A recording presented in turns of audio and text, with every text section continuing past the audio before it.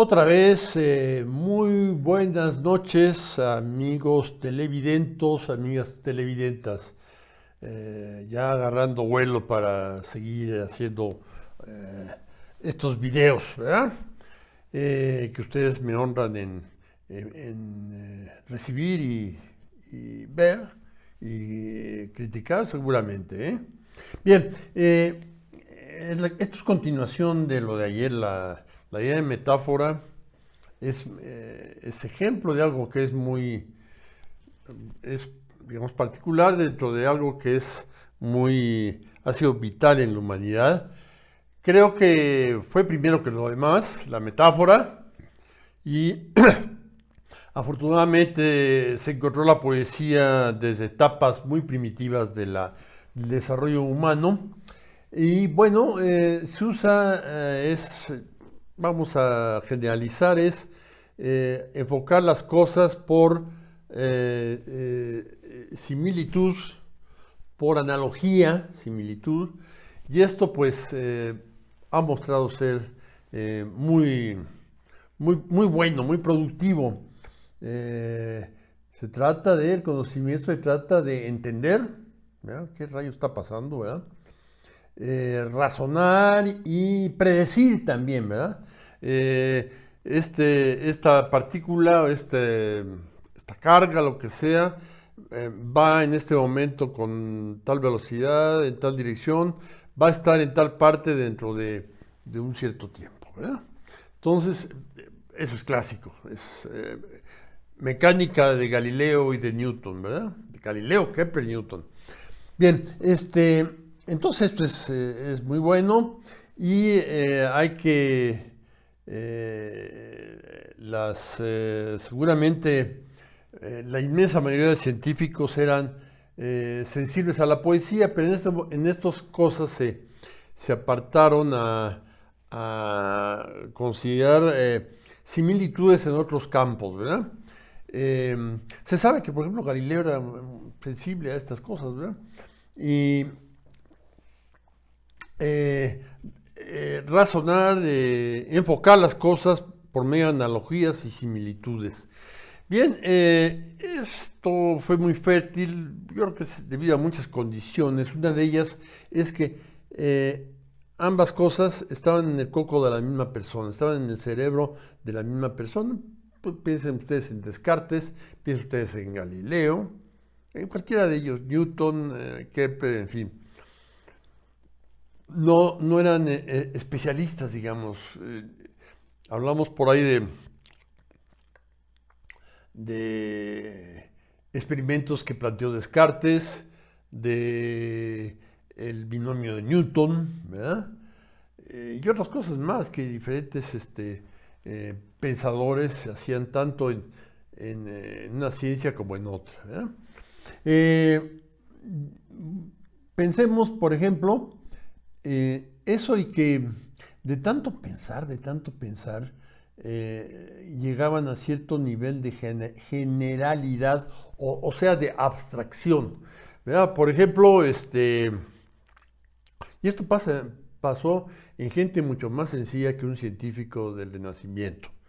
Eh, cómo se fueron domesticando las, eh, eh, las plantas, los cereales, por ejemplo, a partir del teocintle llegar al maíz, o en la ganadería, llegar a razas vacunas, por ejemplo, especializadas en cierta producción de leche o de carne o lo que sea, ¿verdad?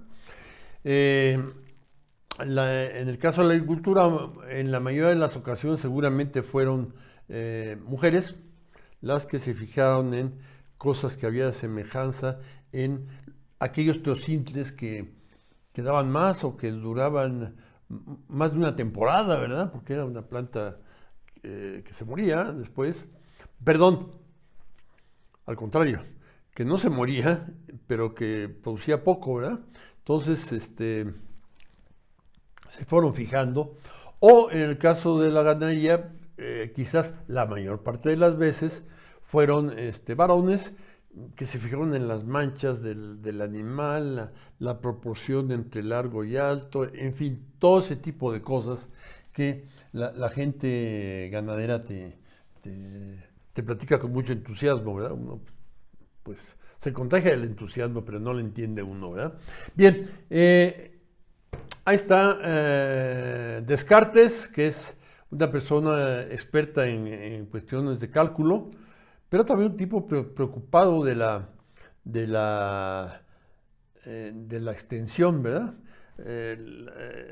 La matemática inicialmente eran dos cosas diferentes. Por una parte de la aritmética y por otra la geometría. Una se dedicaba a la cantidad y otra a la extensión, ¿verdad? Entonces, bueno, eran cosas aparte, pero en general estaban en la misma cabezota de la misma persona, ¿verdad? Eh, y a veces, claro, este era italiano, entonces una persona mucho más práctica. eh, Les consulten ahí de Cardano. Cardano es que inventó el cardán, ¿verdad? Una cruz entre estas dos horquillas permite giros en diferentes direcciones, fantástico. Bueno, pero regresamos a Descartes, y Descartes tanto pensaba en la extensión como en la cantidad. Resultado, la geometría analítica. El hombre decide inventar el plano cartesiano y a objetos geométricos relativamente simples, asociarles objetos algebraicos relativamente simples, parejas de números reales. Ya se estaba decantando lo de los números reales. Y a objetos más complicados de la geometría, por ejemplo curvas, asociarles objetos más complicados del álgebra, por ejemplo ecuaciones, ¿verdad? Entonces tenemos las coordenadas del punto tal, las ecuaciones de la curva tal, o la localización del punto tal, o la gráfica de la ecuación fulana, ¿verdad? Entonces es una cosa en dos direcciones, es como decía probablemente las primeras carreteras, la primera carretera de México a Cuernavaca la fueron haciendo a partir de la Ciudad de México hacia Cuernavaca. Pero una vez hecha, pues se utilizaba de ida y de regreso, ¿verdad? O la de Puebla, o las primeras carreteras. Se construyen en una dirección, pero se usan en dos, ¿verdad? Y esto ha pasado, ha sido muy fértil la geometría analítica, tanto para el álgebra como para la geometría. Ha permitido ideas geniales en ambos campos. Bueno, ahora se habla de geometría algebraica. Eso de geometría analítica debía haberse llamado desde el principio geometría algebraica. Pero bueno, la tradición es la tradición y así están en los libros, ¿verdad? Entonces, bueno, tenemos una, una operación de metáfora, conocer, entender, razonar, predecir, por similitud, por analogía, ¿verdad?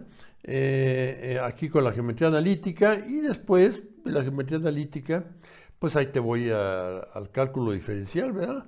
Sin la geometría analítica, pues esa maravilla que es el cálculo diferencial, que permitió modelar la mecánica de Galileo Newton, Galileo Kepler Newton. Esa se pudo modelar matemáticamente gracias al cálculo, ¿verdad? Bien, entonces tenemos algo que una vez que pegó, la usaron de otra forma, ¿verdad? Y más adelante, esto que acabo de decir, de la matemática, de cierta matemática a cierta física, ¿verdad? Cierta parte de la física. En este caso que acabo de decir, la mecánica clásica emparentada por esta vía de la metáfora, de la analogía, con el cálculo diferencial e integral, ¿verdad? Diferencial, para localizar así, luego hablar de ecuaciones diferenciales y, bueno, desde el principio integral, porque pues, Leibniz andaba también en eso, ¿verdad? Y la cuestión de la energía la inventó él, ¿verdad? Bien, entonces tenemos de la matemática, la física, la mecánica y también la acústica, que siempre estuvo muy cerca de la siempre estuvo muy cerca de la matemática, eran proporciones, ese tipo de cosas. La acústica es muy importante.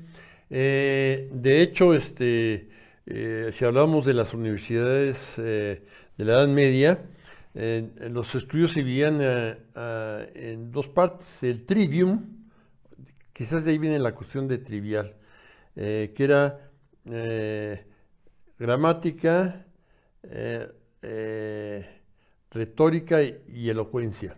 Entonces, y luego el quadrivium, que yo creo que los que estaban ahí ya se volvían medio mamones y entonces decían que esto era trivial, ¿verdad? A lo mejor de ahí viene, especulo. Bueno, el quadrivium era música, astronomía, aritmética y geometría. Ese era el quadrivium. Y ahí para el real, pues ya se iban los tipos a razonar por sí solos, ¿verdad?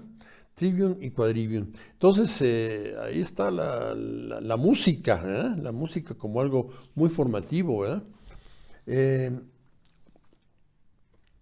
Entonces tenemos eso, la acústica y la mecánica. Luego también, también de física tenemos a partir de la mecánica se crean conceptos como el de energía potencial, energía cinética, todo eso, que permiten desarrollarse a la hidráulica, ¿verdad? Una cubeta llena de agua es mecánicamente equivalente a un sólido. A mí me la pueden vaciar así en la cabeza, pues no me lo vayan a soltar con todo y cubeta, me parte la cabeza, ¿verdad? Es eso, ¿verdad? Bien, la física, y bueno, traigo también ahí a cuento la electromagnetismo. La ley inicial, que es la ley de Coulomb, es analíticamente igualita que la ley de la gravitación universal. La fuerza entre dos cargas es proporcional al producto de las cargas eléctricas, ya sea de rechazo en el caso de que tengan el mismo signo o de atracción si son positiva y negativa. Entonces, en razón directa se atraen o se rechazan en razón directa al producto de las cargas y en razón inversa al cuadrado de las distancias en que se encuentran las cargas. Esto es, cambien carga por masa y tienen la ley de Newton, ¿verdad? Bien, se fue más para allá, ¿verdad? Esto le hubiera gustado a Descartes, no vivió para verlo, ¿verdad? Porque él era muy aficionado al billaruco. Le gustaba mucho jugar billar y dicen que ahí razonó muchas cosas de proporciones, de líneas rectas, de todo esto, ¿verdad?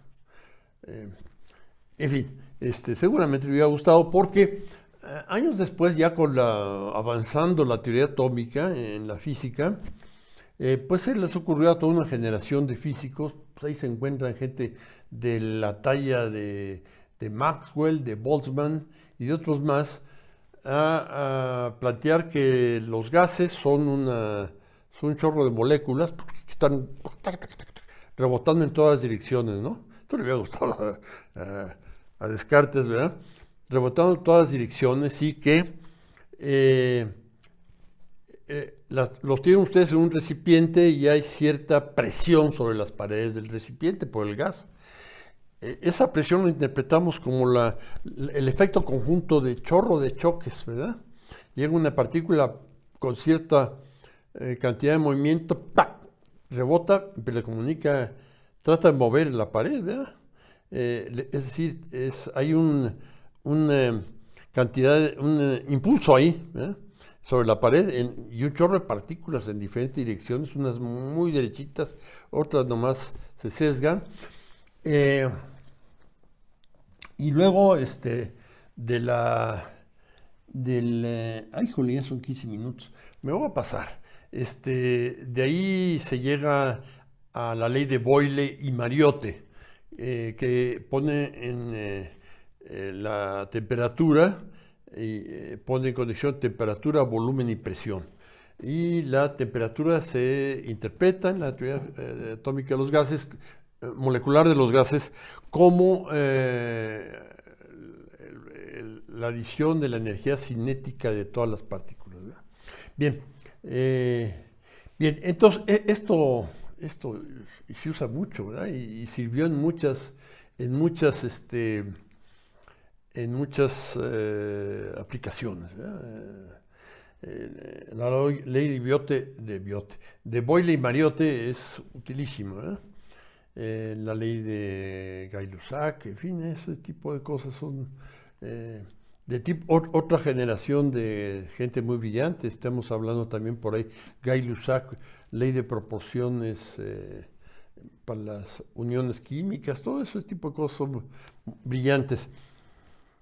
Y vamos a aplicarlo en todas partes.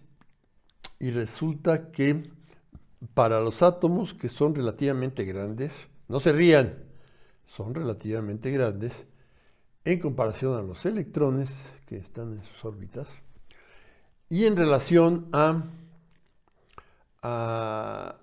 la distancia que hay hacia el núcleo, ¿verdad? Y luego las distancias que hay entre las partículas del núcleo. Entonces, esos electrones y eso eh, eh, tienen presencia por eso, ¿no? Pero mucho es vacío. No quiero ponerme filosófico, pero mucho es vacío, ¿verdad? El, eh, Realmente la química es lo que pasa, en alguna parte del I es lo que pasa en la capa exterior del átomo, en las órbitas, ¿no? ¿Qué elemento llena todo su cuota de átomos para cierto nivel y cuál no? Entonces, cuál tiene uno de más, cuál tiene uno de menos, cuál le presta un electrón al otro átomo, y entonces lo que es la valencia química, todo ese tipo de cosas que son padrísimas, ¿verdad? Toda una hazaña del intelecto humano llegar a la tabla de Mendeleev. Es fantástico eso, una hazaña de la humanidad. Bien, pero métete al núcleo del átomo. Bueno, primero que nada, ¿por qué el electrón, si es de polaridad diferente a los protones, por qué no cae? El, eh, el átomo de Rutherford no habla de más que están dando vuelta, y esa analogía es una analogía con el sistema solar, ¿verdad? En el sistema solar hay planetas dando vuelta, pues ahí hay electrones dando vuelta, ¿verdad? Alrededor del núcleo que es positivo. Pero si están dando vuelta, ¿por qué no emiten energía? Porque eso crea un campo magnético. En fin, en forma electromagnética, ¿por qué no la emiten? Y entonces se caen, ¿verdad? No se explica.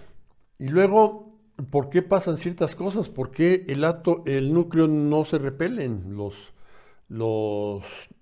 protones que son de la misma polaridad? ¿Y, y por qué no aceptan? Hay una ley de un físico suizo, Pauli, se llama ¿es de él? Creo que es la ley de exclusión de Pauli, en que ciertas cantidades no pueden repetirse en el núcleo, en un átomo, ¿no? Ciertas cantidades no pueden, asociadas a elementos atómicos, no pueden repetirse.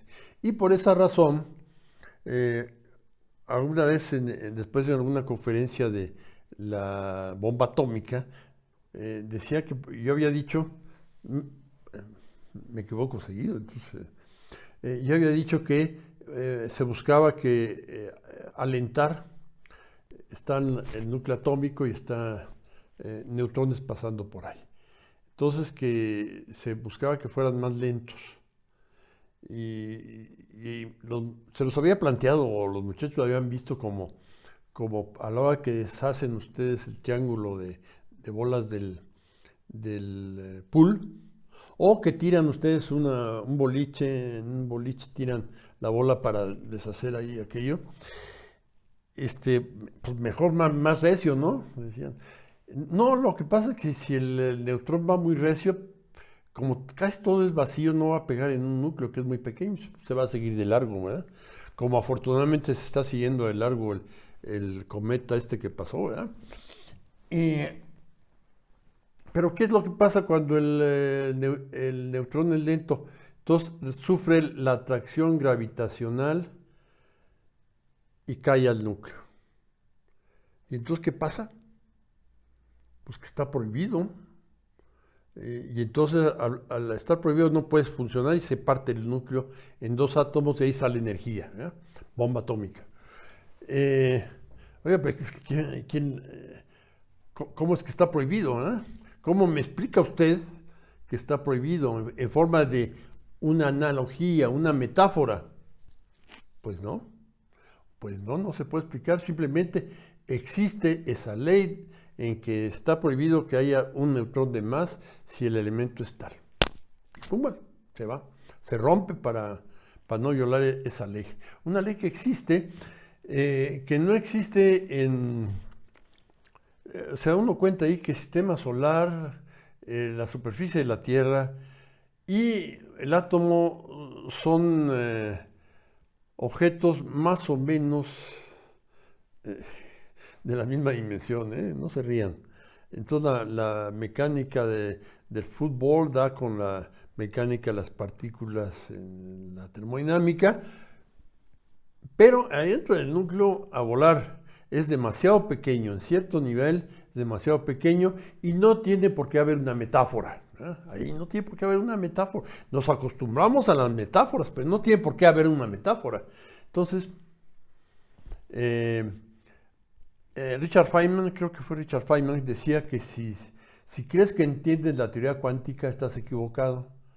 Bueno, en el sentido de entender, en el sentido de tener una analogía con objetos de nuestra dimensión para modelarla, no.